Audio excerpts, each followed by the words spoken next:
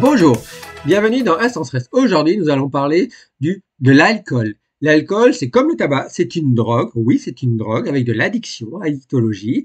C'est une drogue licite. Licite, c'est-à-dire réglementée, autorisée, mais interdit aux moins de 18 ans, donc autorisée aux majeurs. Selon l'OMS, en 2019, il y a eu plus de 2,5 millions de morts à cause de l'alcool. Selon l'INCa et la Société française d'addictologie, donc c'est très important, l'alcool provoque des cancers et c'est connu. Alors plus chez les hommes que chez les femmes, il y a plus de consommation chez les hommes que chez les femmes, mais les femmes consomment aussi de plus en plus d'alcool.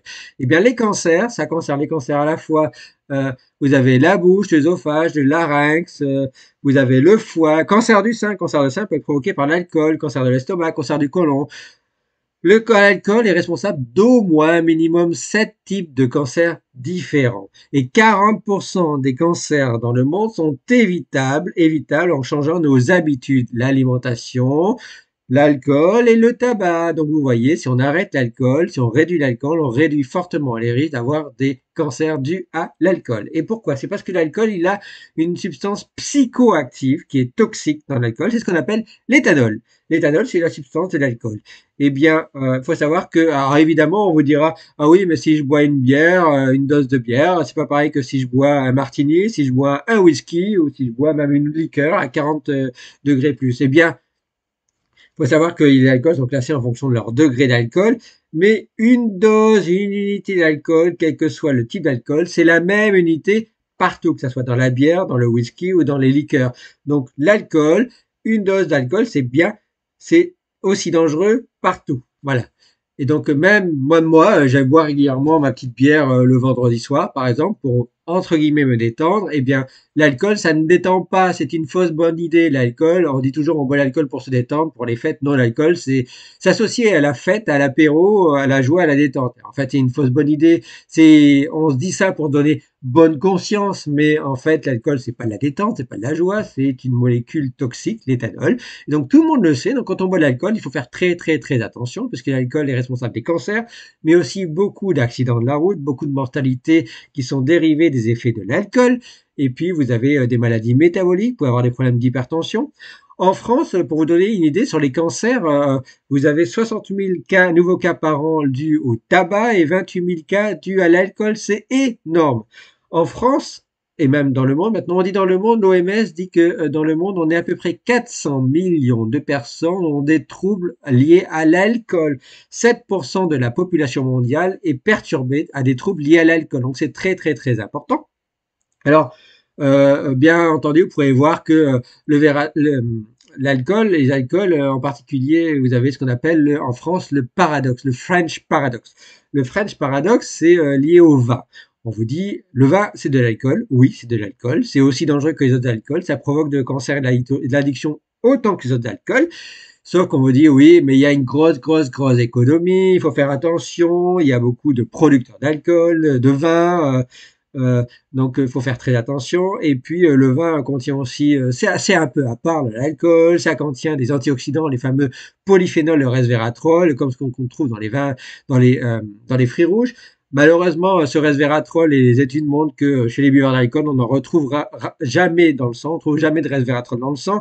Il y a même des compagnies qui mettent ça dans le cosmétique, dans des crèmes, les crèmes enrichies en resveratrol. Eh bien, est-ce que ça sert? Est-ce que c'est utile? Est-ce qu'il y a des effets? Non, il n'y en a pas parce qu'ils en mettent trop peu. Et puis, est-ce que le resveratrol, quand on boit dans l'alcool, dans le vin, on en trouve dans notre sang pour avoir des effets antioxydants? Non. Si vous voulez avoir un effet antioxydant du resveratrol dans le vin rouge, il va falloir boire beaucoup de bouteilles. Et croyez-moi, bien avant, vous allez tuer votre foie. Vous allez faire une cirrhose bien avant. Vous allez faire une inflammation, une hépatite alcoolique. Et vous avez, entre guillemets, flingué votre foie bien avant d'avoir le moindre effet antioxydant, et donc l'effet antioxydant ne marchera pas. Donc, les marketing resveratrol n'est pas très bien, ça ne marche pas.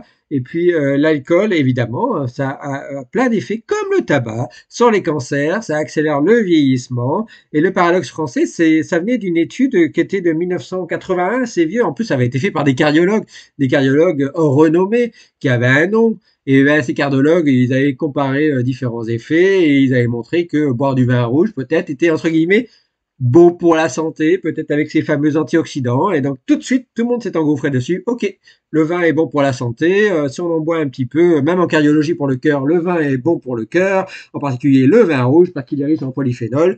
Et bien ça, c'est ce qu'on appelle le French Paradox. Et bien le French Paradox, depuis, il a été remis en débat, il a été rediscuté. On montre qu'en fait, le French Paradox, qu'avaient montré ces gens, cette étude sur les statistiques en cardiologie était biaisée, était pas bonne du tout, et l'alcool n'est pas bon pour la santé. Le vin rouge, qui contient de l'alcool, c'est de l'alcool, n'est pas bon pour la santé. Donc oui, alors oui, évidemment, ça fait pas plaisir de dire ça aux viticulteurs. Il y a une baisse globalement dans le monde et en France de la consommation d'alcool. Alors c'est bien parce que du coup ça veut dire aussi que du coup on consomme mieux ce vin en particulier. Si je parlais du vin, ben, on le consomme mieux, moins souvent. Peut-être on va mieux le savourer. Maintenant, même si on le savoure mieux, il y a ce qu'on appelle l'alcool. Et l'alcool, ça provoque des cancers et ça accélère le vieillissement et ça provoque des problèmes métaboliques. Donc oui, consommer du vin est dangereux pour la santé, malgré tout. C'est pas bon pour la santé. Maintenant, tout le monde est responsable de son alimentation, tout le monde est responsable de ses consommations, et donc le sait très bien. Et donc, on sait maintenant en âme et en conscience que l'alcool est dangereux pour la santé. Il y a aussi un grand enjeu de santé publique sur les jeunes qui consomment beaucoup d'alcool à très forte dose, et c'est pas du vin rouge en général, très forte dose, très rapidement mélangé à des boissons énergisantes. Donc, je vous ai parlé il y a précédemment, c'est très dangereux aussi. Qui masque le sucre, va masquer l'effet de l'alcool. Et donc ça, c'est très dangereux pour les jeunes et ça provoque des effets d'addiction. Donc il y a tout un pan d'addiction de l'alcool.